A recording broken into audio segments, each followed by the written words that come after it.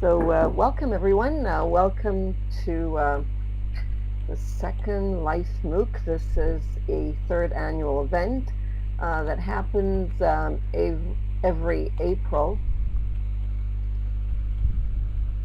for a whole month.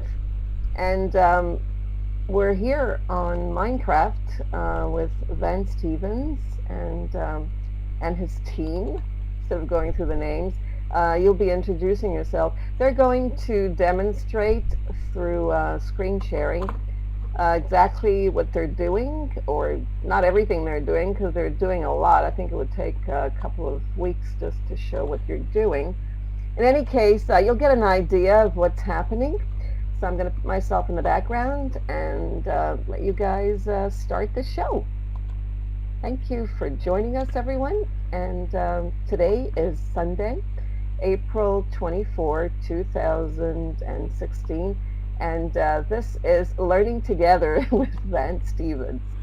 So thank you. Yeah, I think we're episode 330 now for Learning Together, but this is actually what brings us together today is Second Life MOOC 2016, which is going throughout the month of April. And let's see if I can I might as well put a webcam on as long as I'm, there we are, okay. So I guess, so I can be a talking head while I'm talking. So anyhow, we've put together a program of demonstrations. We've got, let's see, we've got Robert Ogorek and Anna Jedryczko, I guess. Correct me if, for the spelling, anyway, for the pronunciation if you need to. And they're going to begin showing us some of the ways they use Minecraft with students. They have a Prezi and a video that they're going to show us. And then we're going to move to Mircea Patrascu's server. And Mircea is, he has a server where he performs a lot of magic through clever scripting. And he's going to show us a little bit about that, what he does. And then I guess we'll pass back to Jeff Kuhn, Linda Gielen, and Rose Bard actually couldn't join us today. But I suppose Jeff and Linda can take us around the EVO Minecraft server. So now I've mentioned EVO Minecraft. I need to tell you what that is. We're an EVO, or Electronic Village Online session. And Electronic Village Online is a kind of happens in January and February each year, and individuals can start sessions and put them on for other teachers. So in 2015, I got Jeff and some other folks to put on a Minecraft session where Jeff set up a server for us, and we got other teachers to join us. And to tell you frankly, I started that myself in Electronic Village Online because I wanted to learn about Minecraft. So it's not necessary in EVO that you have to know a subject, but just the desire to learn about a subject is sufficient. But fortunately, Jeff was an expert. We got Mircea Patrascu and her 10-year-old son to join us as co-moderators, and the 10-year-old son in particular, Philip, is quite adept at Minecraft and edutained us, I suppose, along the way. So now, in 2016, this is our second iteration. Here we've found a lot. We've enlarged our community to over 200, and it's got quite lively. We've had many different spaces where we meet, and some of the people are presenting here today, as I just mentioned. So I guess, I don't know, are there any questions? Should I say anything else, or would anyone else like to chime in about who we are and how we came together?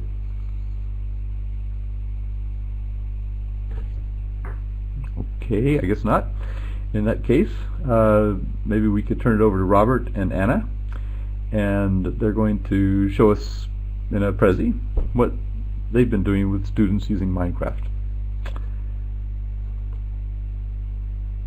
Okay. Am I okay to go? Sure. Okay. Can you hear me? Right. So let me just share my screen with you first. Okay. Right, so as Vance said, my name is Robert, and I'm going to be doing this presentation with my colleague Jedryczko. You almost got her surname right, Vance, so congratulations. On the first slide, well, the title of our presentation is How Minecraft Changes Teacher and Students' Roles in the Classroom. And just as a quick introduction, we're going to be talking about our experience with the game, my experience with the game as an ESO teacher, and Anna's experience with her students. Well, let's start. On the first slide, you can see that's a screenshot taken by one of the members of the Minecraft community on Google+, Rose Bart. We are actually standing, I'm on the left-hand side, the guy with long hair and the beard. It's a screenshot of us standing in front of our house on a Raspberry server that I set up, I think some 3 months ago. And actually we are beginners. Before January, I've never played Minecraft. So I didn't, I did know what it was because I had seen it before, but I'd never actually played. So you can see that's our house, farms and animals and things like this. Okay then, perhaps I changed the slides too early because I was going to talk about who we are first. So let me go back to the first slide.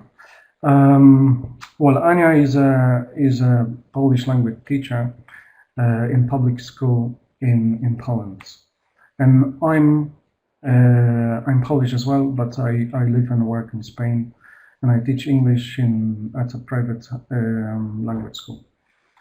So as you may imagine, our context is different.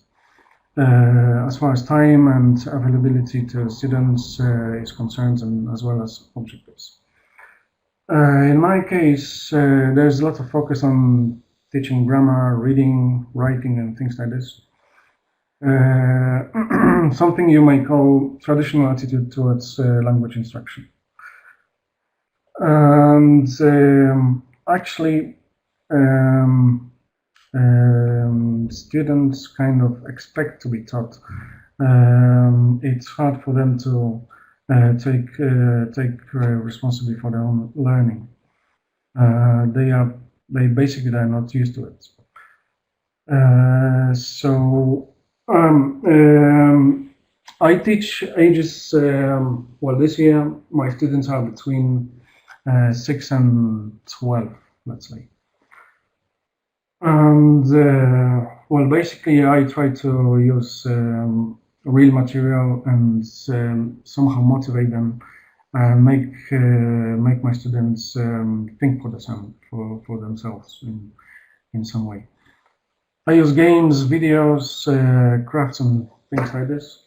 And I can't remember how, but at some point, let me go to the second slide.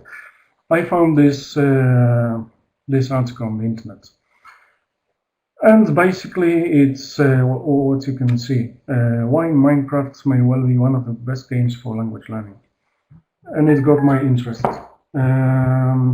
Later on,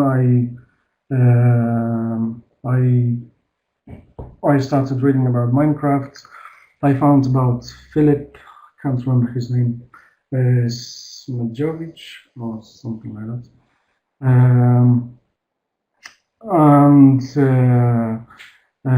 I joined the Google community and I started. That was Smolchet, Philip Smolchet. Smolchet. Uh-huh. Thanks for that. Right. So the story actually impressed me quite a lot because the author of the article basically, without I don't think it was his intention, but he started a revolution in his school. I was hoping for something similar, but it turned out to be quite different. Right, so now I'm going to talk a little about how I used Minecraft in my classroom. I've never actually played with my students, and I don't think I could do that. We used videos from YouTube. You can hear in the center of the screen how to draw a creeper. Well, basically it's a listening exercise, and on the left-hand side there is a writing assignment. I used Minecraft as writing prompts. So one of the questions I remember, what kind of new fruit or vegetable would you introduce to the game, and why? And basically students were writing about it. And as for changing the roles, student-teacher, when they found out I was playing, I started to play Minecraft, which is not actually the favorite game. It's one of the many. They started to give me advice on how to craft tools and how to construct buildings and things like this. They started to bring. They brought me some videos and books, and basically our communication sort of improved. I actually, as well, I used a Minecraft card game which I bought on the internet. You can see it somewhere on the right hand side. Here I tricked them into thinking that I didn't know how to play.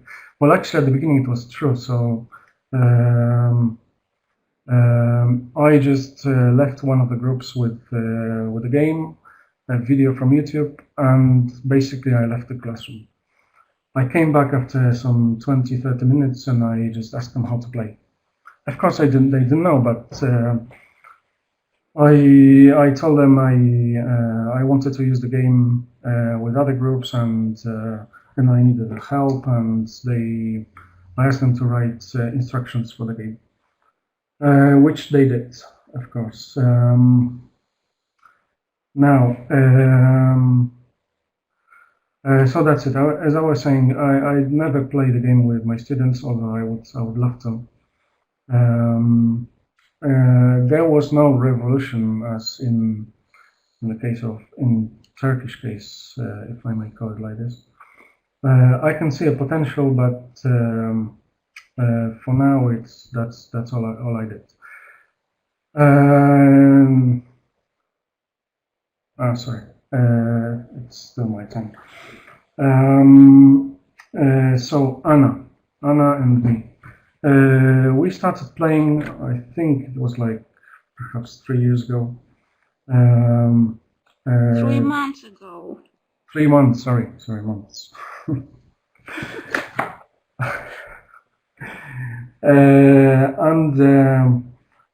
Basically, I'd played for like probably 3 weeks more. So I had a little bit more experience with the game, and I set up a server on Raspberry, and from playing with other teachers from Google community, we started to play together, and we both were sharing our experience with our students. Probably Anna, as I said before, she has more access to her students. She had a chance to have more response and more interaction. I guess now it's time for Anna to talk about what happened in her classroom. Okay, So hi everyone. Like Robert said, I'm a teacher. I'm a teacher at primary school. I have 2 classes. My students are 11 and 12. I've worked for 6 years, and I think I always had a good relationship with my kids. But now, when I'm a gamer, when I'm a player, it's even deeper and more important. Magic is the key word in this discussion for me. I observe this magic every day when I talk to them about Minecraft. We use every free time to talk about it, plus some Polish lessons and programming lessons, and they look gorgeously when they are talking about their experience. Their eyes are shiny and wide open, and their cheeks are red. They are smiling. That's really nice. I'm a beginner of Minecraft. I've played for 3 months, and I have a lot of questions all the time. And my students are really happy that they can teach me. Firstly, they were in shock. You know, do you play in Minecraft, really? But after that, they became a really good teachers for me. They have this very important personality traits like patience, like understanding, like goodwill, and that's really awesome for me. Maybe some of my questions for them is silly, is banal, but they gladly answer for all these questions. I think this movement between us, I'm a student now and they are teachers, are affected them positively. Now they are planning to prepare for me some test about Minecraft. I'm really curious. But also I think it requires a change mindset about teachers' role in the class. We aren't specialists for everything, about everything. They were Minecraft masters, not me. I'm not a leader. I'm not a frontman in this topic. I allow myself to make mistakes or to ignorance. I know that some teachers have problem with it, and I think this change about thinking of teacher's role is very important. How does this relationship look like now with Minecraft? We can't stop talking to each other. We don't hurry up after lessons.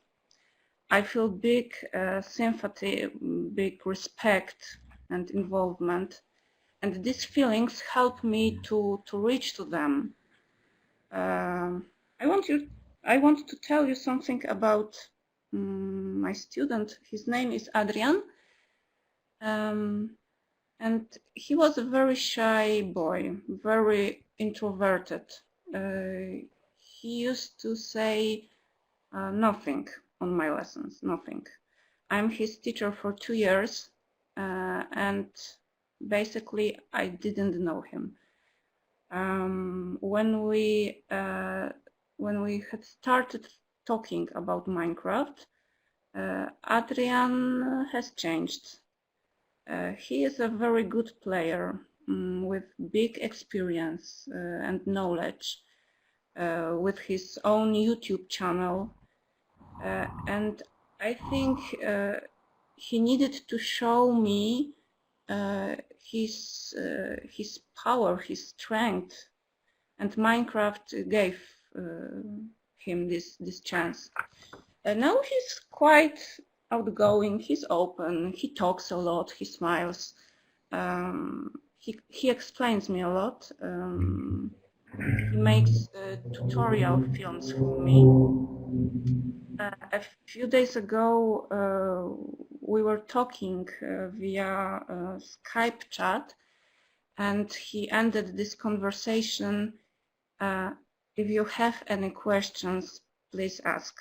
And this story, his story, is the most important profit for me. Minecraft, not even a game, just a discussion about game, connects people, me and Adrian. My another student, Błażej, likes making things from paper. In Minecraft, my name is Her Majesty Anna. So one day he gave me a crown with this note, with this text, Anna, the queen of our class. I love this crown. Another day he gave me two another presents, this figurine of dirt and this figurine of Robert, because this is Robert. I look like this when I shave. It isn't very similar, but it's not important. I wanted to show you these things because they are proof of my students' involvement. Okay, so Robert, could you click another part? Thank you. Like I said, we discuss about Minecraft, but we don't play together. Of course, they ask me all the time when we will start. I think about it a lot. We will see. I need to find some extra time for it. But now I put Minecraft topics into my Polish lessons. And my kids really love it. We practice writing many forms of text, and all of them could have something in common with Minecraft. Here we have some examples of our exercises. Time runs really fast during these lessons. And I know that some of my students want to make a Minecraft game, Minecraft competition about Polish grammar. So I'm waiting. Second thing, I told them that a lot of teachers in Poland or in the world dream about playing Minecraft, but they don't know how. They even don't know how to craft simple tool or cut the tree. And I use for it Rose Bart. I'm sorry, Rose. I know you are a very good player, but I needed to talk about someone, some real person, and Rose came to my mind. So I told my kids that Rose wants to start playing Minecraft, but she don't know how, so we must help her. I asked them if they want to do something for Rose. I told them something about Rose, and they want to do some present, some tutorials for her. So plan is simple. We prepare some notes, some films for Rose. Robert translates it and we give it to her. She doesn't know about it yet, but I think it's not a problem. But 100% of motivation in my group. Really, it's very important for them. We want to show you one of our film. It's it's an interview with my kids. Shall I start it? It's very important thing that here.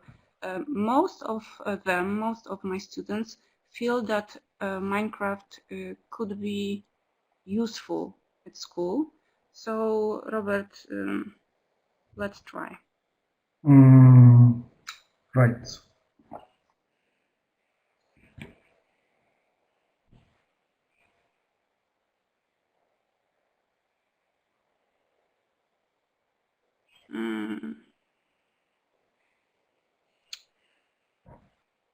I think quality of this film isn't very good, so maybe it isn't a good idea now. No. Well, okay. So I'm gonna stop it, perhaps.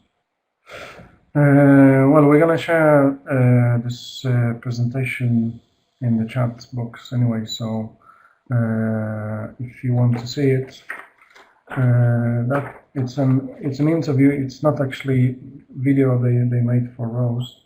It's an interview about Minecraft.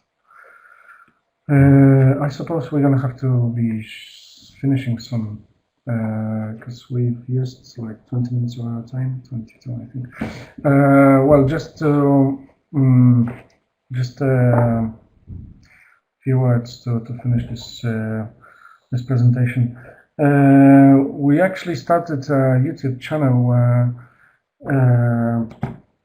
where we're going to be gradually uploading more and more videos made by the students. The first on the top, Minecraft for Beginners and Minigames, are made by one of my students, and they are recorded in English. This one's really impressive. I mean, all of them are impressive. I'm impressed by all of those videos, but well, in this video, Minecraft for Beginners, she actually built everything from the scratch. And it's a tutorial on how to move in Minecraft. In this one, in minigames, she explains the idea of minigames, and she takes us to some servers. Minecraft Animals is a video made by one of Anya's students, and it's similar to Minecraft for Beginners. It explains well, basically things about animals in Minecraft. How to find nether warts, that one's really interesting. Well, we made a video about the nether. For those of you who don't play Minecraft, it's kind of, well, I don't know how to describe it. It's like hell, I suppose. And we had problems finding nether warts, which can be used in creating some potions and doing magic. So we made a video for them about our problems, and basically that's the response by one of the students. He explains how to find them and how they look like, and apparently it was one of those shy students who never spoke. I think it was Adrian, yes. right? Right. This is Adrian's film. Okay then, so now that's this channel is going to be, I think, important, although we've got only probably 8 weeks till the till holidays, so not much time left, but we have some plans. Well, first of all, we're going to listen to what our students say. But as well, somewhere in the future, we'd like to use some programming in Minecraft. We are looking at options how to connect Scratch to Minecraft, use Java and Lua, and as well there's an option of programming with turtles, which we don't know much about yet. But well, we're eager to learn. And basically, that's it, I think. Have you finished, Anya? Yes, I think. Okay, so that's it. Okay, well, thank you very much. That was very charming. I myself didn't know that much about what Robert and Anna do, but it's quite interesting. Does anybody have any questions that they'd like to ask?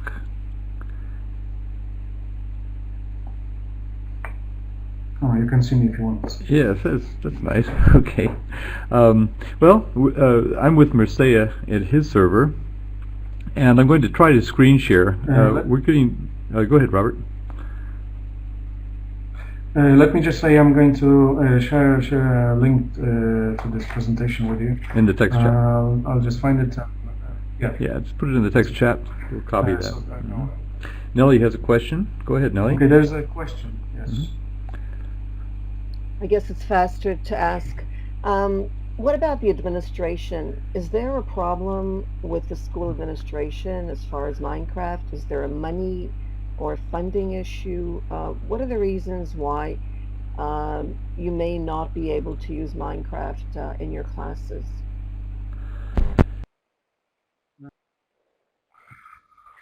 Well,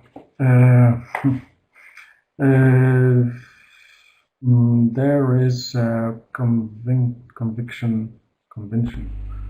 Well, they think the only way to teach language is as well. Yeah. I mean, my boss is convinced the only way to teach language is to basically by using textbooks. I think that's the main problem. I've used games for years. I mean, I've been living and working in Spain for 6 years now. And from the beginning, I used games, and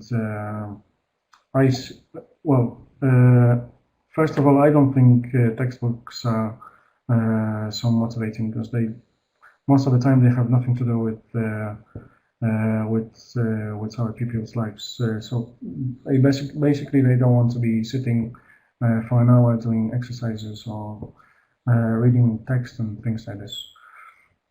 So they basically, there's certain, how can I put it, narrow-mindedness, I suppose. But I suppose Anna has some more. Well, she has different. She works, as I said, in different contexts, and actually, she's been trying to, or she will try to ask for some extra hours for Minecraft. And of life as well, yes. Okay. Yes. I think I haven't big problems with my boss, with administration. I think the problem let's plan this together. The problem is in parents, because they don't understand they don't understand Minecraft value. So I think this could be really hard for me. Okay. Oh, exactly. Yeah. Nelly, can I ask, do we have any time constraints that we have to worry about? Not at all, Vance. This Excellent. can go on for as long as you want. I mean, nope, okay, no problem. That's at great. all. Well, it's good to have time, and it's good to talk at length. And I'm hearing that echo again, by the way. Let's see. I think they just pointed out too, as you asked if there was a financial problem. There is a financial problem in that each user of Minecraft has to pay $30, less than $30. But anyway, so that can be a problem for a school full of students. But they just pointed out two other problems, which the administrator mindset, and also the parents who apparently aren't living life to the full with their children, just and engaging in their education. So those are two interesting problems. If there are no more questions, we'll move on. But if you have a question you're dying to ask, go ahead. And I'm waiting with Mircea at his server. He's creating some characters here for me.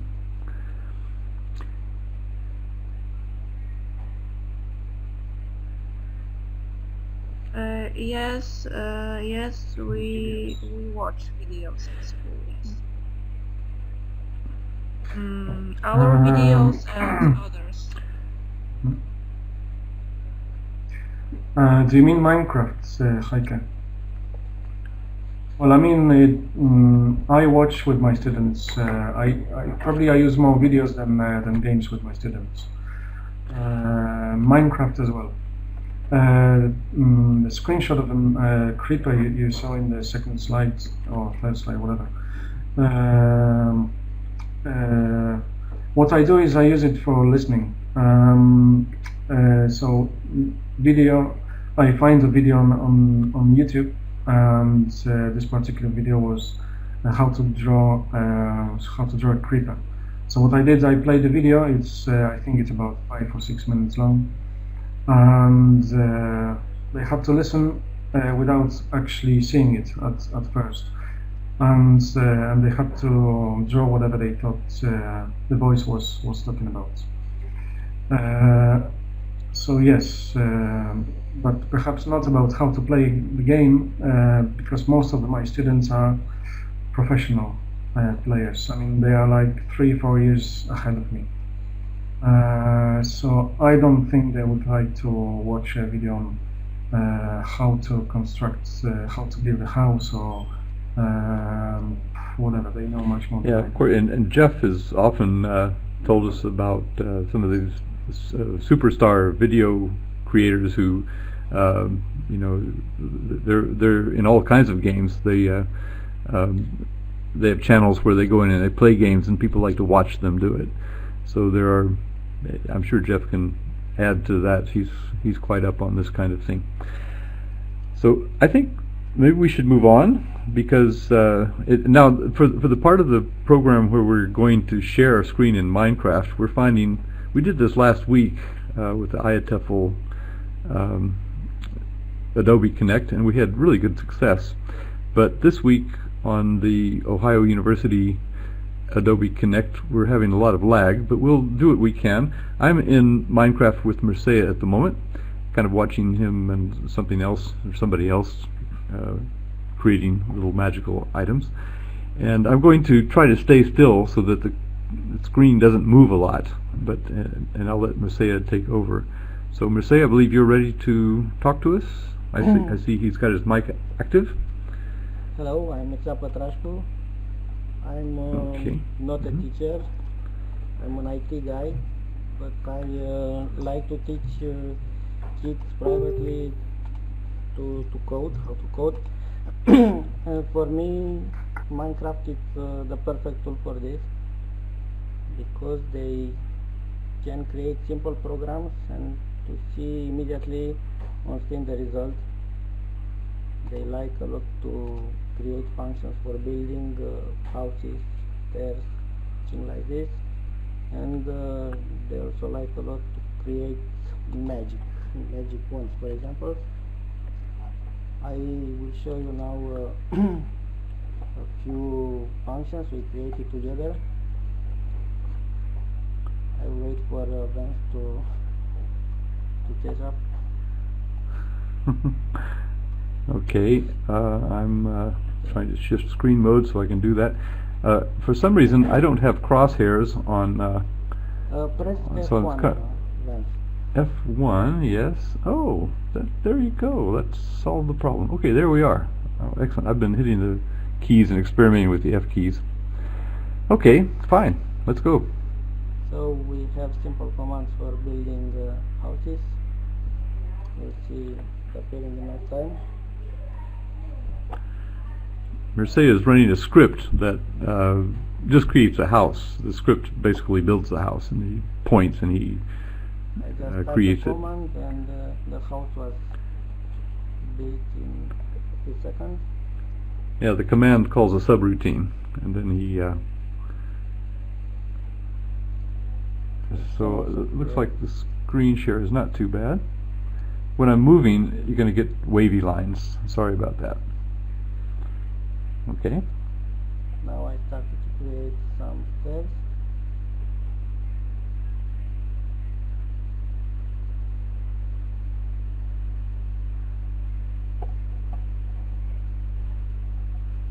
So there are a lot of things that can be done, and it's very easy to show a kid a few commands and then put them together and immediately have a result on the screen, not like a more classical approach when you just teach them to echo on the screen some numbers, some names. They are very attracted by using Minecraft, and each lesson they start by telling me, listen, I played on a certain server and I saw something very interesting. Can we do that? Okay, we'll try, and we create one magical ones for almost everything. For example, when we are changing the terrain for building a house, and we want to have a nice river, instead of destroying a lot of blocks of dirt, then adding water, we can do this by using magic wand, which will do this in a single step.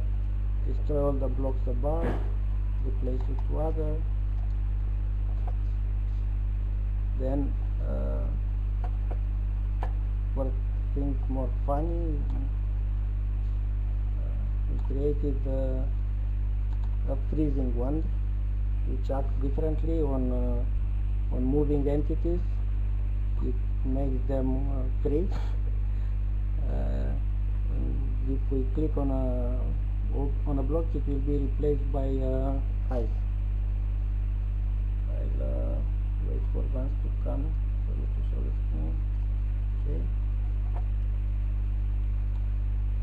So now I can click on this ship, and it's frozen. It will not move anymore. I just used the water wand to create water behind you. Yes. It's very I got it from the chest. We can create a disastrous flood if I'm not careful.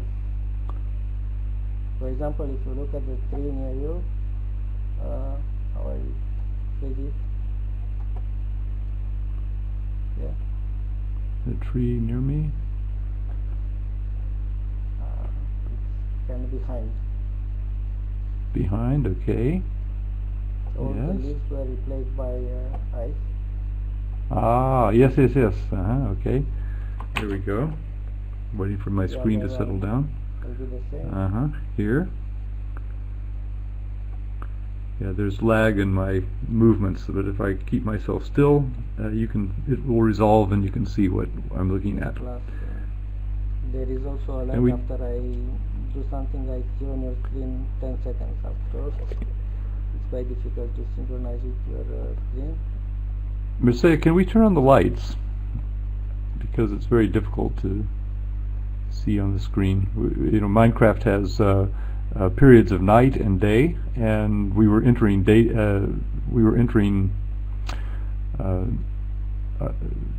nighttime. Yeah, so here we go. There's the water tree. I just pointed to it. Now I couldn't see it in the dark. Okay, the ice tree. He's frozen the tree, and his steps he just created in the background there. Also, if you build something from a certain material, then you decide it may look better by replacing those blocks. You have another one. Instead of destroying, then putting another block, you can just clicking. It's like using a brush in paintbrush. Okay, I've got the water wand. I'll put some water here. Oops, I just destroyed a block. Okay, there we go. There's water. Should fill up with water. You have to click on a block. It's better on a block. Okay, I might have messed up a little bit. Looks like I created a waterfall. Great, I like it. It's okay. I better put this tool away before I flood your server. Yeah, please, because you go to the school and there we work a lot. Yeah, okay. Get something safer. Okay. So here we built a school. It's based on the model of the old school where I went when I was a kid. And then I played with the kids to decorate the rooms. Each one choose a room and decided how to put there the desk. Oops. Okay, coming. Okay. So I can show you the last thing we created those days using scripts. It was to populate the classroom.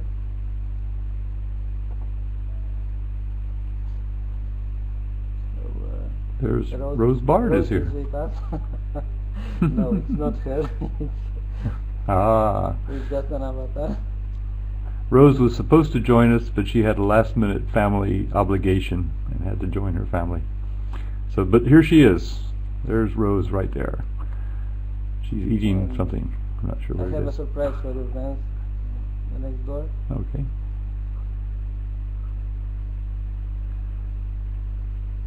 Okay, I hope how is the screen share? I'm actually monitoring it on another computer, and it doesn't look too bad.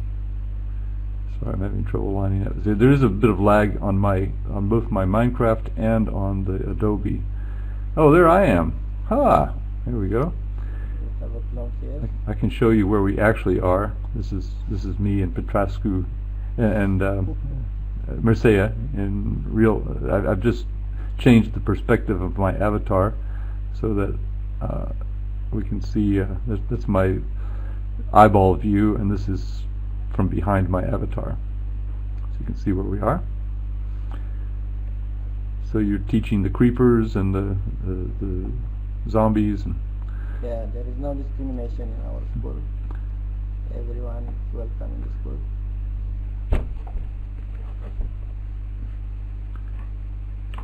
Okay, so you can see other decorated rooms.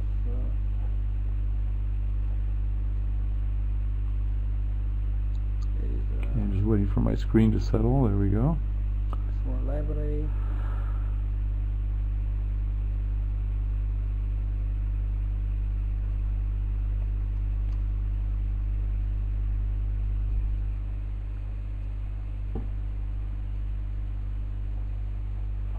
The space here was unused because above this room there is a big auditorium which I will show you right now. We had some other teachers in our community who the students created a replica of their school, and they showed us around it. The interesting thing was that there was sorry, I've lost you. Do you want to teleport me? Yes, teleport. Okay. The interesting thing was that they created this school as a class project some years ago, and then they were still maintaining it and proudly showing it to people like us. And we did a recording of that, and of course the students were all involved. They were in Germany, and so it's not unusual for students to create projects. And their school was very nice and was an accurate replica of the real one. My school is something just loosely based on my old school. We have here a computer lab. Okay, I'm trying to get the sign to res. There we go. It says computer lab. Now I will go try to show you a sort of tool for the teachers for testing the kids. Okay, when you get there, can you teleport me? I'm going to stay in the computer lab a minute and let it res in so that you can see the computer lab. Okay, so when you're there, just teleport me. I'm trying to make it easy for people following the screen share. Keeping something stable on the screen. Okay, here we are. Back with Mircea again now. Oh, here's the quiz room. Yes. So here we can choose the domain of the questions. After Vance's suggestion, I said something for the English lessons.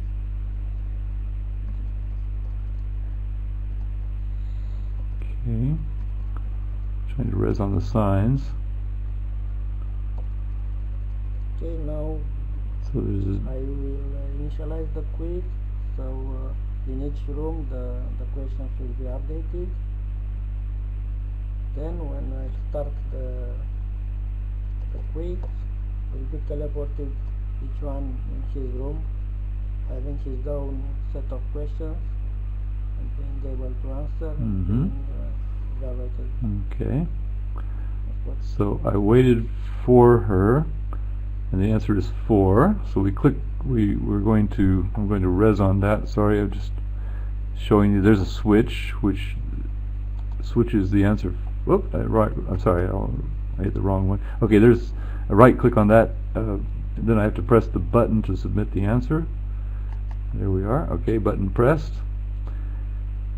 I haven't. Can you see that we're still in the last one? Okay. I haven't eaten anything since breakfast time. So to answer that, I have to go to the press the switch. I just did that. I'm waiting for that to res. Okay, there we go. And then back to the button to submit the answer. Okay, there's resing now. Okay, I just clicked the button. Okay, the question should change. It's ages since I last saw Tom. He must be over 40 now. Okay, so of course these questions can be. I think the way Mircea designs these scripts is that you could have the template and you can yes, I prepared the file to show it to you, change but the questions. I cannot share my screen now. So there is a simple text file when where the questions are put on separate rows. They are clearly separated by commas, which have the choice of the right answer. It's configurable. It's easy to be done by someone who doesn't have computer skills. Just to replace some text. Okay, and by answering those questions, I escaped the room. And sometimes it takes you to a reward. Yes. There was Very still not done. one of the rewards. Normally, it can teleport to a reward. Last time it was a roller coaster, but it also can. Yes, the roller coaster was quite interesting. It can keep track of your scores and to give you something to use in game, like coins or gems that you can use later to buy something in game to advance. Okay, there's a rabbit has just appeared. These are very good for food in case you're in. We're in creative mode now. There's also survival mode. In survival mode, you have creatures. Mircea just flew somewhere. I'm not sure where he went. I'm going to wait for him to teleport me so that people watching this can get a decent experience. Okay. Oh, it looks like we're back in the mobs room. It was a village here, but we built a lot of houses. That's a big advantage of using scripts to build tens of houses. You can use a single command. So that's how we created big citadel with a big temple in the middle, lots of houses, towers.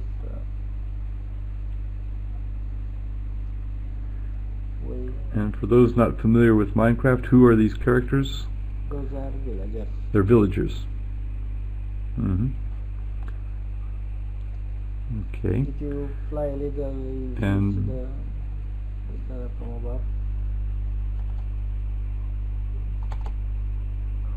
Okay, trying to fly, pressing the space bar multiple times and holding it. I was flying fine earlier. Here, no? Press twice Sorry, the I'm bar, not able to fly. and you'll be flying. Yes? No? Pressing twice the bar. And you start flying. I'm launching, but I'm not flying. Are we in the correct mode? Let's see if I have an inventory. I have plenty of inventory, so that's creative mode if you have an inventory and you didn't earn it. Okay, I'm not sure why I'm not flying. There we go. Now I'm flying. Okay. Okay, we're waiting for the screen res to catch up. So as you can see, we can fly over this this area, and we can see the things that he's built, mainly through scripts. So it saves a lot of effort. Of course, it's like anywhere else where you have block housing. All the houses are the same. But anyway, it's quite a good way to build. And, one really nice one was for tunneling. He has a script for tunneling through mountains. So you can build a tunnel just by directing the script at the tunnel, at the mountain, and that you just go right through the tunnel, right through the mountain. So that's one that saves a lot of effort. And those morph wands, like I just used one to morph things into water, but you can have them for morphing the sides of the tunnel into different substances, which are better for lining your tunnels. Okay, looks like I've been teleported somewhere. Here again, can we turn on the lights so that because they won't be able to. It's very dark on the screen. Yes, okay. So Mircea is able to do this. He can just looks like we're back at the frozen trees. The tree that's no longer frozen. Okay, I just created a tunnel. There we go. Okay.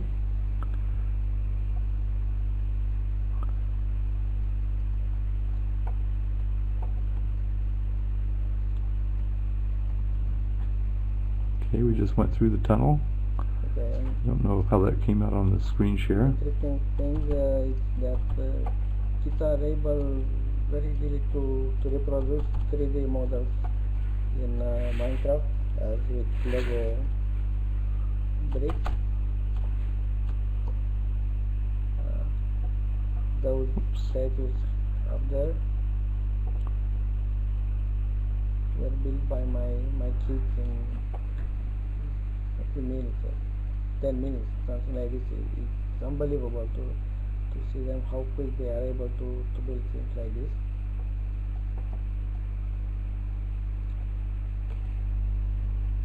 And so you're teaching kids to code, basically, and using Minecraft as a tool for teaching coding. Is that correct? Yes, and I see they are very attractive. There are some younger kids that are not still able to use JavaScript with Minecraft.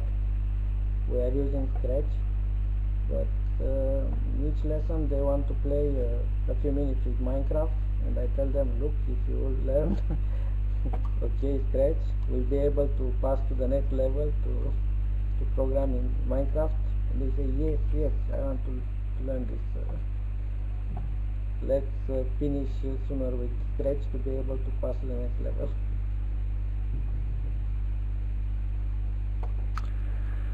Yeah, in my career, I had I started out as a computer-assisted language learning instructor, teaching ESL, and then somehow I moved into computing. I was at college in UAE teaching computing, And I saw such a relationship between the two. I used to call that language-assisted computer learning, or LACL. And so I thought they were pretty similar. So if you teach English through a skill, for example, such as coding, then that works very well. And of course, if you're teaching coding, you have to use English. I think I'm going to have a wall around me in a minute. You can see it coming in. I'm not sure where we are. I started here when I came to the server. Yes, we're underground. It's under the citadel. We visited before.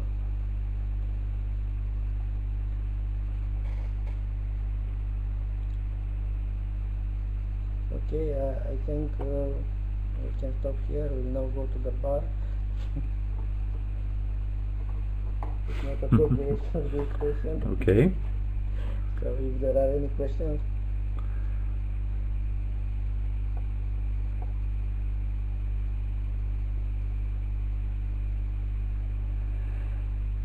Okay. I'm going to have to. Did you want to take us to the bar, Mircea, or it's the top of the hour now? Yes, I know. Okay, maybe we should go on to our server. If I'm doing the sharing, I have to go out of Minecraft and then get back into it, and it's a different. This is Minecraft 1.8. I have to get back in Minecraft 1.9. So maybe we could have someone else talking while I'm doing that. So I go ahead. I'll stop the screen share. And thank you very much, Mircea. That's always very interesting to visit what you're doing. Very creative teacher. You say you're not a teacher, but you're certainly teaching us a lot about Minecraft.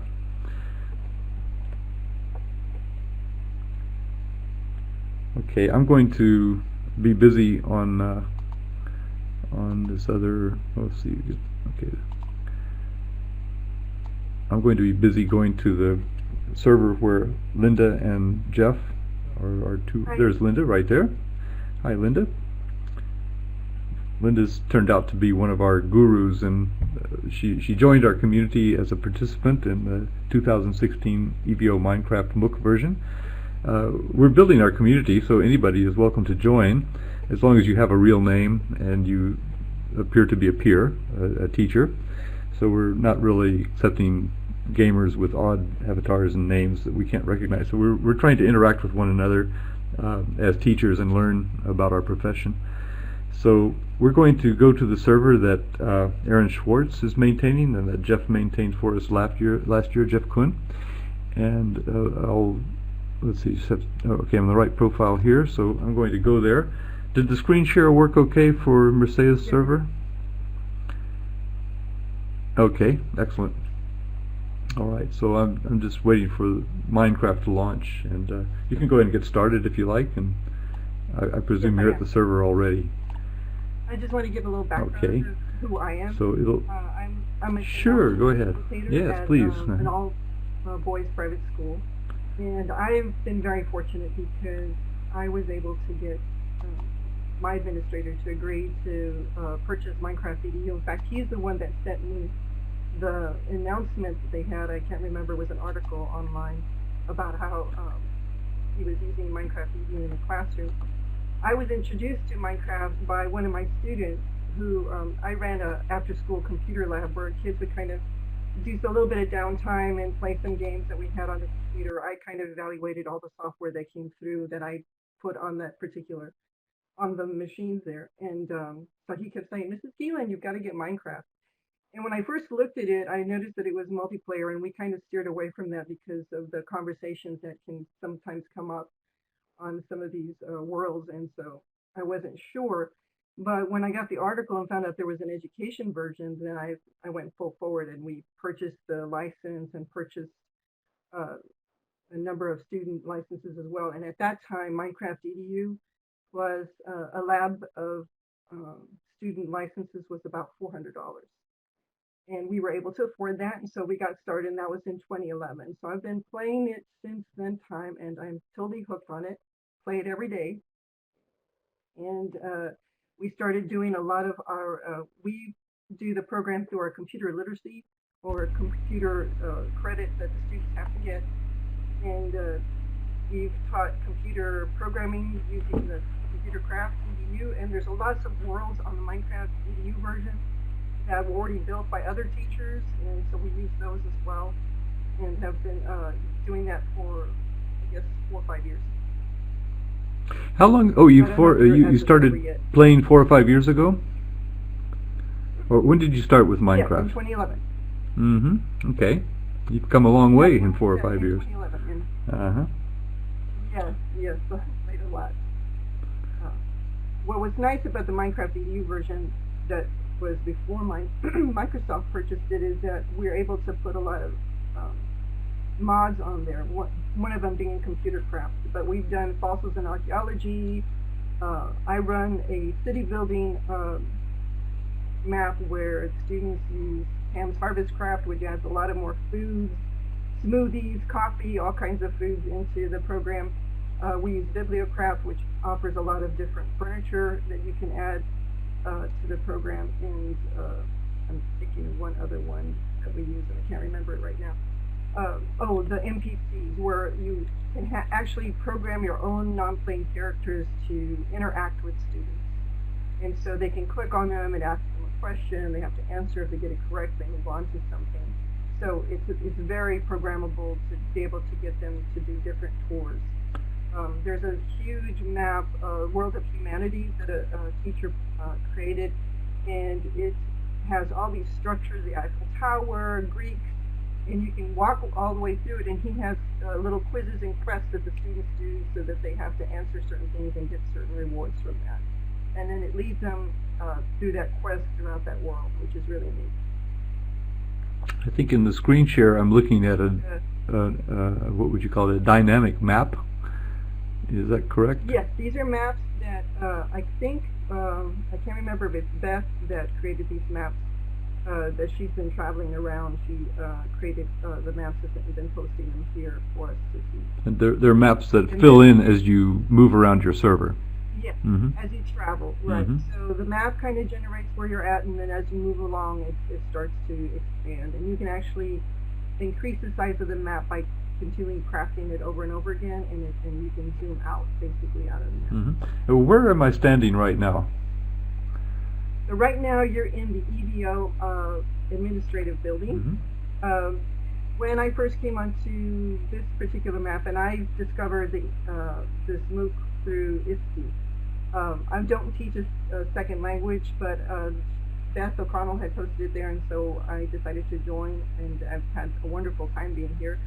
I started, my buildings are a little further away from here, but I started here, but we needed some kind of central point where everybody could come in and maybe post notes and things like that. So I built this building to house that for everyone, kind of a community center.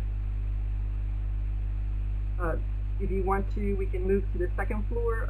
This one's kind of the community board here, and then we can go upstairs. And this leads to mailroom. Okay, I'm working on it.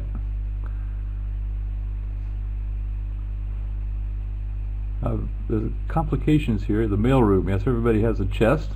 Yeah. Everybody can put a chest, and you can leave messages or items for people here. And that way, not all of us are on the server at the same time, so this offers a way for us to stay in communication with each other while we're not. Okay, I will get a box there. I guess someone's giving you a little. Once I get off this wheel. Good. And then the third floor houses another portal where we can jump into the other dimension that's in Minecraft, which is it's called Hell World. So it's not a very pleasant place to be, but it certainly has a lot of goodies that you can get from there in the Nether World. That's where you can find ingredients for potions and quartz, which is a lovely stone to use for building. And then also some not so nice creatures. Sometimes they come through the portal, which are the pigmen. So Vance is taking you on a tour there. Let's go ahead. Or do you want to go to the Nether? Oh, I don't care. I figure if I go there, you can get me back. So I don't know. Let's have a show of hands. What we did is, Who wants to go? We're in the purple now. But no, are we in the purple? Do I just go there? I just go into it? yeah, just walk into it and you should be transported to the other world. Okay. There Here you we go. Now just walk out of it. Otherwise they'll take you back. Uh-oh. Walk out of it. Oh, okay, here we go. Yeah, walk out of it. I'm trying. Okay. All right. Did I get out? No, I still see you in there. Yeah. There we Okay. go. Okay. So what we did is we built a little protective area here because in the nether there are some creatures that love to attack you as soon as you come in. So if you come around the front of here, we can come out into the open area. And so you see it's not a very attractive place because it's all one colored block or mostly one colored block. Okay. Yeah, by the way, I should point out that this is the great affordance of Minecraft for that teaches us about gamification, because we're experiencing gamification here. What I'm doing is I'm going into another world, but I have a guru with me, and so I'm confident that all will be well. My guru will take care. I have a bow and arrow here as well. What do you think? Yeah. Just don't hit this pigman because all of his friends will end up wanting to kill him. Oh, okay. They will not, they'll ignore us until somebody actually taps them on the shoulder. You can imagine trying to go into Minecraft by yourself. You wouldn't know so many things you wouldn't know, but once you join a community, Oh, absolutely. then you start learning from other people, and you just have to be receptive to learning all the time. Sometimes that involves sudden death, but you come back and everything is fine. Those boxes, by the way, are where you keep your material goods, and we've got a lot of people in the community who have boxes, and you can go in. They share. So if you need a sword, let's say, you can find one. If you don't have time to craft your own before night falls. And last year I learned from Jeff that my first experience in Minecraft in survival mode was in the server last year, and I think everybody has a little trepidation about going there. But when I went to survival mode, I found that Jeff had built lots of little shelters with doors, and he just had signs on them that said, "Come in here for the night and you'll be fine." And every now and then I would meet Jeff there, and Jeff would show me around and show me how to dig and find different materials underground. And so it turned out I really learned that gamification is all about collaboration, community, learning through a community. So it's going back to your MAGICI basically. And if you want to experience that, then join a community like this, and get to play around with the game and see what you learn. And then from there, you start to understand how it can affect your students, and why it's so important, say, to teach English not from textbooks, but through a community like this. Exactly. You can have textbooks, but you want a community like this. Because there's not much to see here yet, Okay. other than a couple other structures, but we can go back to the regular overworld, which is what the original world you come into is called. Certainly, I have a map where students, I started a city building map, and my idea about it was that they would all create their own buildings and created a community. And immediately, as soon as we assigned all the students their plots, so that they were assigned a piece of property in a city. Within 5-10 minutes, they're saying, "Well, can I build with him? Can I share my land with him?" They were immediately collaborating and communicating with each other and sharing with each other.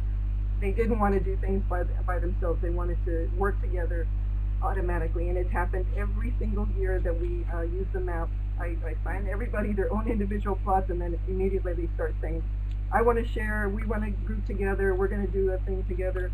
And so the communication starts, and the creativity starts right away as well. What we're at is what happened when we did the nether portal. Apparently this happens a lot of times. you don't actually end up coming back to the original portal. And this portal was up in the air. It was not on land. And you can see there's water underneath. And so everybody was falling off. So I said, well, I have to build a platform to make it safe. And that's what we did here, is build a platform. So once you come back from the nether, you'll be on this particular portal. And this is part of our monorail system. As you can see, there's a rail system that goes through the town and out to nether regions everywhere, so that you can quickly travel from one place to another without having to worry about walking there. So we can head back into town here. And Rose had started the rail system.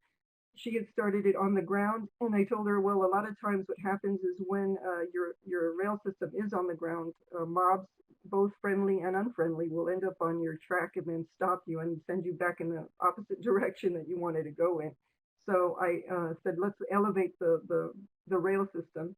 And she helped me tremendously, because she did a lot of the digging of materials and finding of stuff. And together we were able to build this rail system to help everybody get around town and so forth.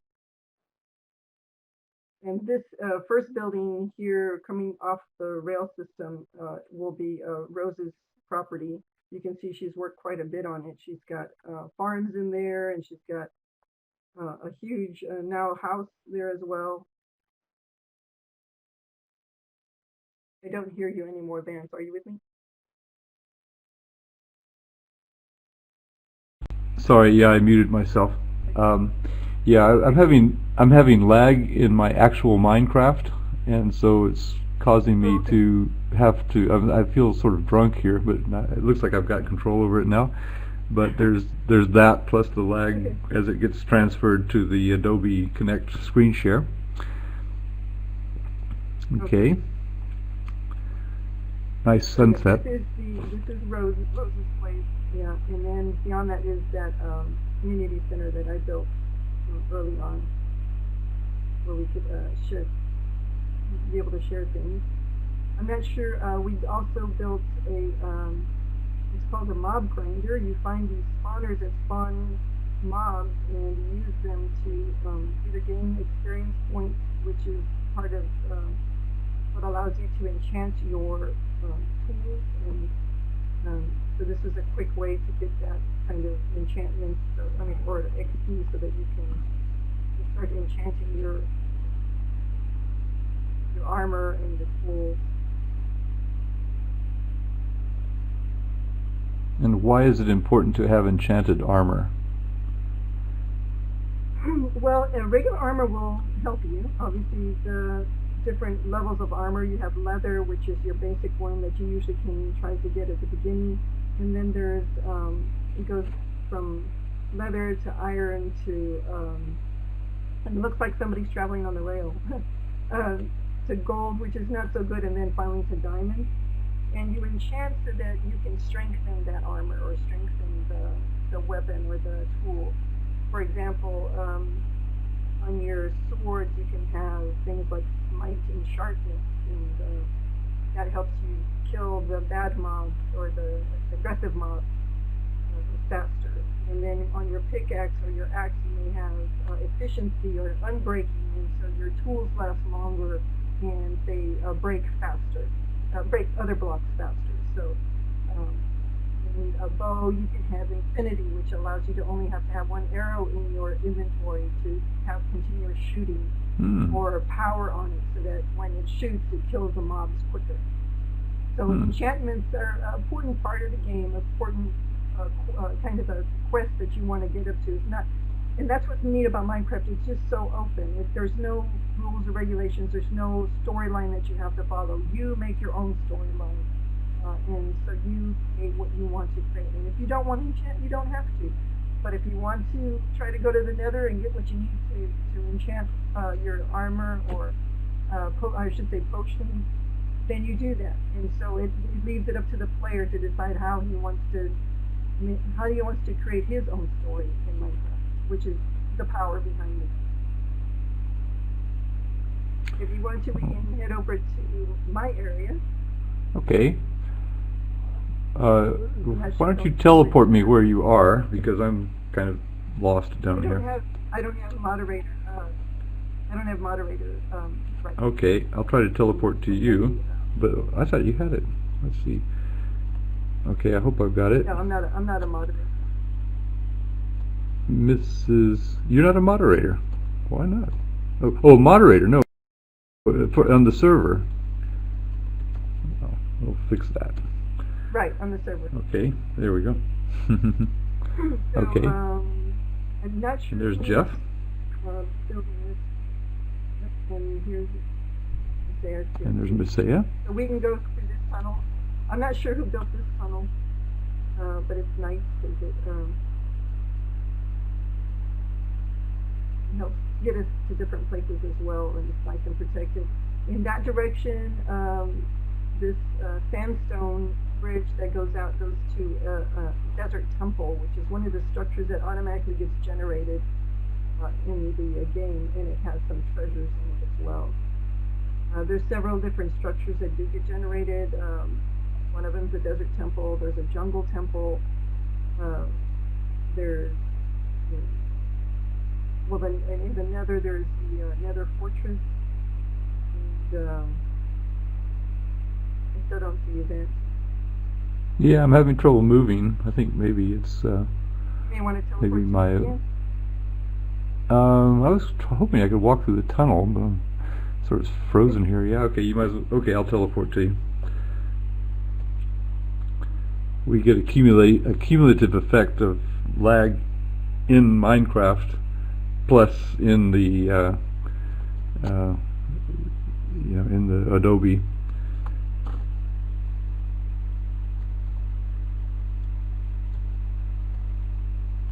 And by the way, I'll put a link later in the discussion. I have a PDWorks kind of a wiki thing. It has several articles that you can use with administration that show research studies about how Minecraft is used in the classroom, as well as ways to talk to parents about Minecraft and to encourage them that it's just not what they think of normally as a video game. It's something that's very creative, very open, and really engages the students' brains when they're doing the research. So I'll be sure to put that in there as well before the end of the session. So this is one of the later buildings that I built. This is an aquarium. And although there's not real aquariums, with Minecraft you can create things just using different materials. And so in here I have a freshwater aquarium and a saltwater aquarium. And it's just, these are all things that I've been able to find on the internet about people saying, well, you know, they wanted to build some kind of thing that looks like an aquarium, so this is what they did. And basically this is just glass, blue glass, that's making it look like it's underwater, and just putting items down in the behind the glass to make it look like it's actually, there are videos out there, although I think with this particular version they don't work anymore. There are videos where actually you use a mechanics, or, which is redstone, which is kind of the electricity behind Minecraft, where you can actually have fish running through this water and moving. But well, I think we're on 1.9, and that particular mechanic changed, and so you're not able to do that anymore. So right here we have our, like I said, our saltwater, and then over here we have our freshwater, our freshwater and our saltwater aquarium. So I built this.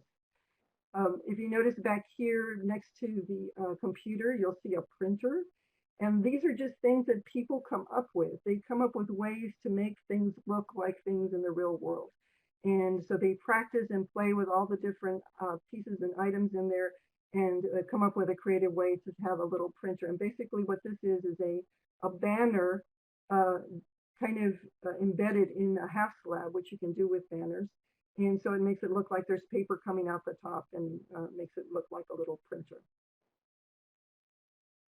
So this is the aquarium. And we can move on from here.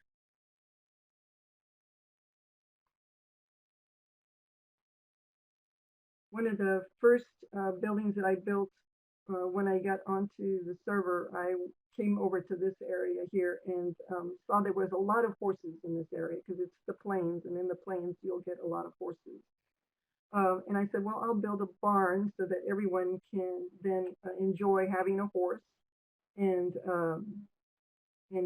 with horses, they're not tamed when you first find them.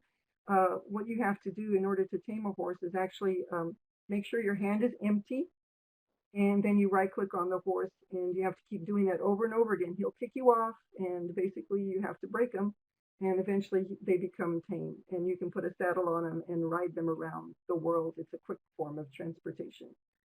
And we have, hopefully we can take care of this intruder here because he's trying to photobomb us. And there we go. No worries, Vance won't get hurt. So here's the different horses. There's all kinds of horses, all colors of horses that you can find on Minecraft, including donkeys. And you notice this donkey has a little test in the back. And if I right click on him in advance, when I click on him, you'll see that he has an inventory. So if you take a donkey out with you, you can take more stuff. You have only so much stuff in your inventory that you can carry, but if you have a donkey with a chest on them, then you can carry more stuff. And you can ride the donkey. They're a little more ornery than horses, sometimes a little slower, but they still work. And you can ride around with some extra inventory to collect all those things. But eventually, it's inevitable in Minecraft, you become a hoarder and you start collecting a lot of stuff. I also built a community farm, and that way when people first come on, they could come and get some food. I've got carrots and potatoes and here and what we've learned it's just all part of the whole learning system about Minecraft. You watch videos of other players who played it and found different things. There's several different YouTubers, and that's just what they do all the time. They show you all the different mechanics and how things work. And in particular in farms, they found the way that the mechanic works on the actual block of food is that it checks all around the blocks around it to see if there's anything of the same type.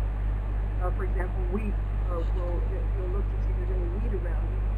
And what they found out is that if you grow your plants in rows and alternate your the type of plant around it, it grows faster. So you would plant wheat and then potatoes and then wheat or whatever the other thing is. The plant actually grows faster. And it's very important when you're in survival that it needs food and you want it to grow fast. So you have to have water. It has to be within 4 blocks of water, and it has to. And if you do it alternatively, plant alternate rows, then you'll have a better chance of growing fast. Also, 1 block of water can provide, saturation for 4 blocks in each direction. So I think I figured out it was 4. I think an 8 by 8 block. I remember.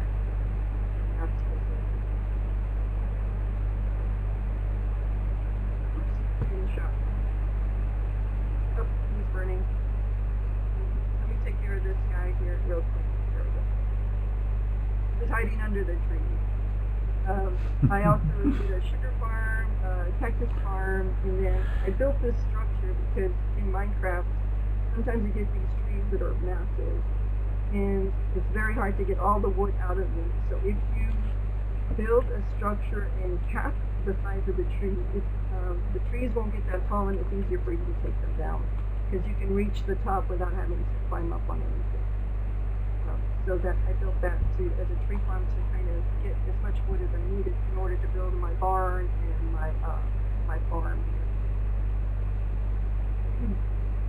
The last structure that I've built is over here, and this is an example of using redstone in Minecraft. It's this more industrial kind of building that we have over here. Vance, Yep. can you hear me? Can you switch off your mic? I think we can't hear Linda very clearly because of your mic.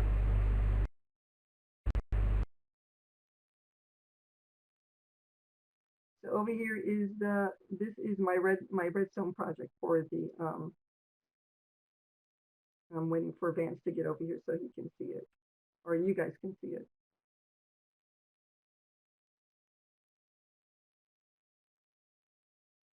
This is a project that I found on YouTube. It's a video that shows you how to build this. I did not design this, but you certainly have to. It certainly takes a lot of mental power to create it. And what it is, like I said before, eventually when you're in Minecraft for quite a while, you end up having a lot of stuff, and you're having to organize all the stuff that you're collecting. And so what you can see on this back wall with all these chests is a redstone sorting system.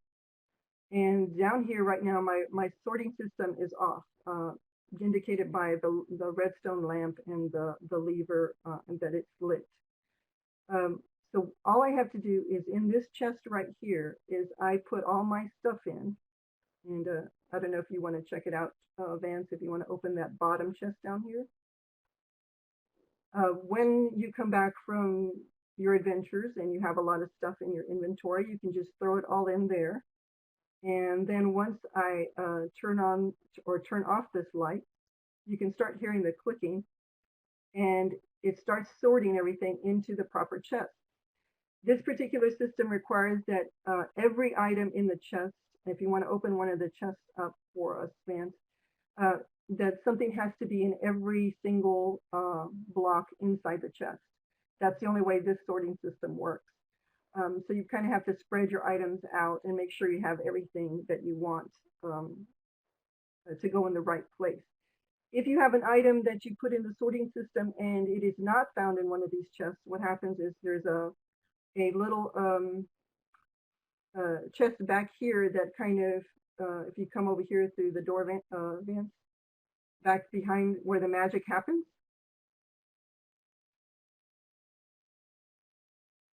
And it puts all the items that I don't have a place for into this back chest down here. But now you can see all the redstone happening back behind the scenes. And basically it uses a system of hoppers, which are things that will move one thing to the next, and droppers, which are also similar. And basically items get lifted to the top, and then it goes and searches the boxes to see where that item is. And if it doesn't find it, it keeps moving down.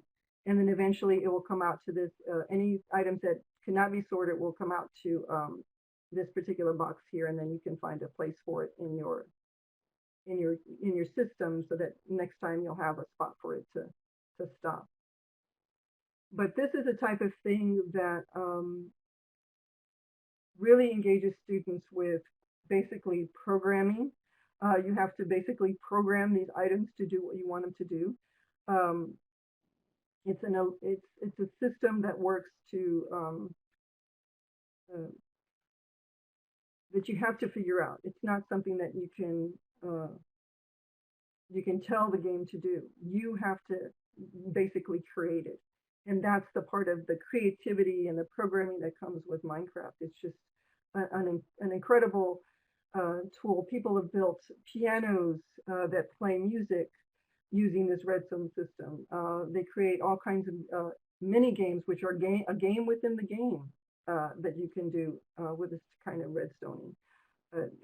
It's unimaginable, the things that they've created. They've actually created a computer inside Minecraft that actually can do calculations and have like a monitor screen that comes up, and these blocks start to form letters. It is just unbelievable. And that's the power of Minecraft, and that's why it's such a popular game. I think there is one other place we can visit, which is actually we can take the secret tunnel to if we want to. I was just going to give my commiserations to Heike Phillip, who has drowned. So sorry to notice that in the last. Sorry to tell everybody that, to be the one to have to tell you. Anyway, on to you. Okay, so if we go through this hallway back here, we'll go to the Wizard's Tower.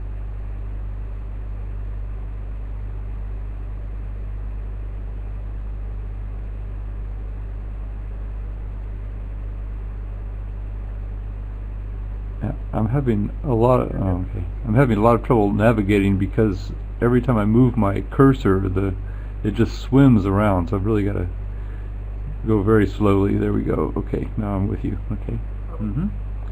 Let me turn off my mic so they can hear you. Okay. So here is just I wanted a safe way to get to my wizard's tower without having to worry about all those skellies and zombies attacking me. So I basically tunneled to my other buildings and then tunneled up here. And this is, I think this was the third building that I built here, which is the enchanting room. This is where you can enchant your swords and your armor, and using your, if you notice at the bottom, on the bottom bar, you'll see hearts and what we call meat pops. And then above the hearts, there's another level, which is your armor level, along with the items that are considered in your hotbar, the items that you can quickly get to by scrolling through your mouse.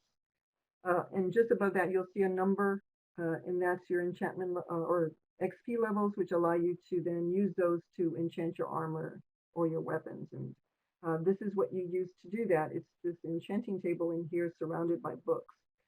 The books imbue the enchantment table, allow you to, the higher your level, the more enchants, possibilities of better enchants that you can get by right-clicking and putting your tool. Now, in the latest versions, you have to have lapis in order to enchant. Before, I can't remember what version it was. I know for sure 1.7, you did not have to have lapis, but now you have to have lapis to enchant that armor and be able to get those nice enchantments on your tools and on your armor to protect yourself and to have better tools. And then upstairs is the potion brewing place for the wizard. And that's where you can create potions, which also do kind of the same kind of thing as enchantments. They help, there's potions of healing, there's potions of harm that you can then change into splash potions and use against your enemies. There's potions of strength, swiftness, all kinds of potions to help you in your gameplay, make it better. And so that's up here, and we can go to the second floor, and you'll see where I have my brewing station. And for example, we are wanting to go to the end. There is a little bit of a storyline in Minecraft. You have the end world, which is kind of like the Nether. It's another dimension where there's an Ender dragon, and it's not a very pretty world either. It's just the simple blocks of end, which are kind of a yellowish stone, and you go there and you fight the Ender dragon, and you're able to get. Now they have even End City. You actually can go to the End City in the end, and it you have to have very good armor, very good weapons, lots of potions, so that you can fight the Ender dragon. It's best done with a community, because the more people that you have working with you, the faster you can take out the Ender dragon and be able to succeed in opening portals to the End City, which has more treasures as well. So you can see here on the right, you have the nether wart, which is an ingredient you use for potions.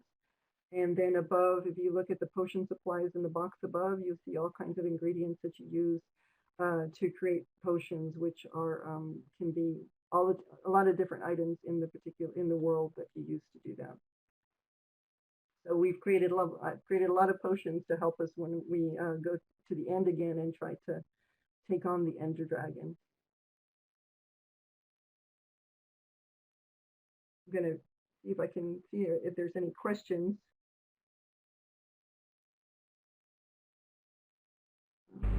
I think one of our trips to the Ender Dragon was done kind of as a learning together event. Didn't we film it and blog it? I'll see if I can find its URL. Or maybe someone else knows it. I think the problem we had with, I think the original server was created in 1.8, and then we changed over to 1.9, and there's a big difference in the end as far as like what gets generated. So we were able to only get to a certain point. We weren't able to kill the Ender Dragon because there was a glitch in the system. Since it's a 1.8 world that it created, it's not working right. So Aaron's supposed to delete that world and then restart it so that hopefully it'll be the 1.9 world, 9 dimension that we can use to be able to actually succeed in killing the Ender Dragon. And I know this is probably way more information than anybody wanted to hear. It's just, it's such an in-depth game, and it can be played simply, like I said before, or you can really get into it and get into all the mechanics of it. Again, that is the absolute beauty of this game. I have one video where I did a tour on the YouTube channel. I do have a separate YouTube channel, which I don't tell my students about, mainly so I can keep my personal life and my professional life separate. But I do have, I'm willing to share that with you privately. I just don't want to post it here in case my students find this video. And the reason is it's not that my videos or have any bad language or anything like that. It's just that I like to keep the two separate, and my students are always trying to find out who I am on YouTube. And I told them, well, once you graduate or leave the school in 8th grade and you're in high school, if you want to call me, and I'll let you know what my YouTube channel is. I just like to keep that separate. I'm not sure what else you wanted me to show you on the server, or if there's any questions out there. Well, one point that you made, like you said, it's a very in-depth game, and it's very difficult for teachers when they're going into class, and especially if they're feeling like they should be in control. They don't like depth that they're out of, But the nice thing about Minecraft is you can go in really at any depth, and someone will show you. Probably someone in your class, like Robert did. He pretended he didn't know, and so the students told him. And it's a game where there is so much to it. No one is expected to know everything, and you just go in and people will tell you things. And if your job is to teach languages, that's great. That's what you want them to do. And then if you have other jobs, maths, science, you can use Minecraft to do that too. One thing I've heard about Minecraft is that when challenged, like Robert's supervisor might say, well, is it in the curriculum? And you can say, well, the curriculum is in it, which is really kind of how it works. Exactly. And it's well, the way we use it, my husband is a computer teacher, so he doesn't play like I play. He plays at school and knows a few things, but they're usually teaching him stuff. So I kind of stay out of the background. I set up the server behind the scenes and get everything squared away, but he takes the class and then takes it to that level. Now I do have elective classes, and what I teach them is I've used a program called Learn to Mod, which uses JavaScript to teach them how to actually mod Minecraft, to make things like Mircea was doing in his server. And so the kids are able to do a little bit of JavaScripting, then test it out onto a world, and then share with each other what they've done. So that's how that's what I do. But I usually try to stay out of the. I'm in the classroom if they have any issues. Our classrooms are next to each other, but I kind of just watch from behind the scenes, make sure everything's going smoothly, and then they teach my husband basically how to play Minecraft or what they want to do. And so yes, absolutely, you want the students to be the teachers and to get the information that they need and teach others about it, and they teach each other about it. When we had it as an after-school program, we had 8th graders talking to 3rd graders, and 3rd graders telling 8th graders what they needed to do because they hadn't played the game. And so you have this cross-age kind of communication and collaboration, and students that maybe weren't as were shy, like they were saying before, or didn't have a strength or a gift that, maybe they weren't an athlete. All of a sudden now the athletes are listening to them because they're showing them how to play the game.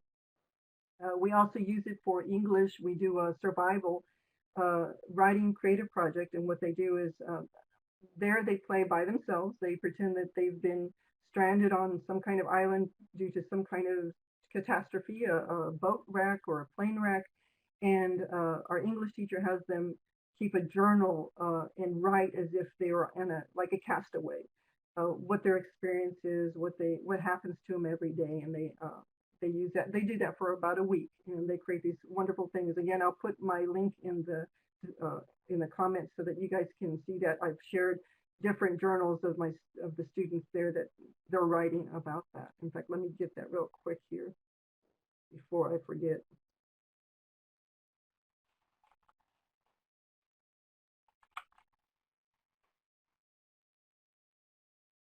And on this site, like I said, I have links to articles. I was constantly updated with articles and different research going on about Minecraft. I should know maybe who QQMBR is. Is it Thorsten or is it somebody else? Robert. Oh, that's Robert. Of course, Robert Ogorek, who was the first presenter. Yes. Can someone share with me the secret of copying the text chat in Adobe? I'll bet Nellie knows how to do that. Maybe she's already done it.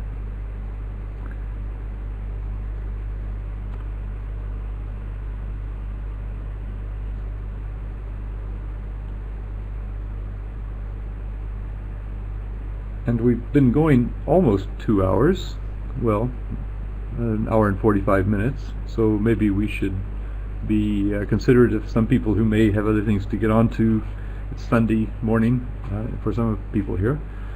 So it's certainly been a very pleasant, informative, entertaining visit to the 3 places we went to with Robert and Anna's world, where they've just learned how to use Minecraft with their students very successfully, and to Mircea's server, Mircea Patrascu, where he uses coding to create subroutines to build things, and does a lot of very interesting things that engage students. And over here to our server, which is basically a place where teachers can come and learn from each other, and with some students. We've had several young people on our server as well. Although maybe we're too boring for them, I don't really know. But yeah, anyhow, we're learning a lot, just not only about Minecraft, but about gamification and how to use it in our classrooms. And I say just jump in. I mean, I had played a few games before, but you know, obviously I've been doing this for 4 years, so I have 4 years of experience doing it. But when I started, I had no experience with it. Had never played a multiplayer game before, and most of the games I played were games that you just played on the computer, and you just have to jump in and try it. And no, you're not going to be an expert at first, and you have your kids help you out and tell you different things. Every afternoon, they come and tell me what I should be doing and where I should be going and what I should be trying out, and you just let them be your teachers. It really empowers the students, I believe, and I think that's a good thing. Yeah, and Heike, who is recovered from her drowning, thankfully, has just asked about teleporting in Minecraft. That's something that administrators can do. Systems administrators, we're able to teleport to one another once we've got the capabilities. So it's not something like in Second Life where anybody can do. And Jeff, yes, maybe we can teleport Heike to us where she'll be safe. Should we do that? There's a bed here. Why don't we teleport Heike to us and she can go to sleep and stay safe from drowning? Can you do that, Linda? Can you bring Heike here? Like I said, I don't have moderator. Oh, darn. Well, what's the command? I'll just do it myself. So, TP. Oh yeah, TP, and then if you just start typing the first part of her name and hit tab, it will fill out the rest. Okay. There we go. Here, so just that? No, I don't want to go to her. I want to bring her here. Oh, yeah, it's, I think you have to put your name next. Okay. I can't remember. Okay. Either that or you're going to teleport to her. I think it's her. No, I think, yes, we brought her here. Here she is. Okay. Excellent. So, Heike, you're safe for another night. If we leave, you can just lie down on the bed and wait till dawn, and everything will be fine. And so now you're going to be hooked. You'll be one of us soon, another zombie. We're all actually zombies, by the way. We've infiltrated each other's bodies and minds. So we're drawing people to us and doing the same to them. Okay, well, this is, we always like to say when we're talking, this is the 24th of April, 2016. We're at the EVO Minecraft server, and this is Second Life MOOC16 event that's happening all of April, where people are showing each other their worlds and showing them around. And this is also a Learning Together event, Learning Together episode 330, I think. And thank you very much, everyone, for coming, and especially to our presenters. I certainly appreciate your showing us all the interesting places. I think the creativity is just obvious. Thank you. Thank you so much, Vance and everyone. Yeah, thank you very much for having us.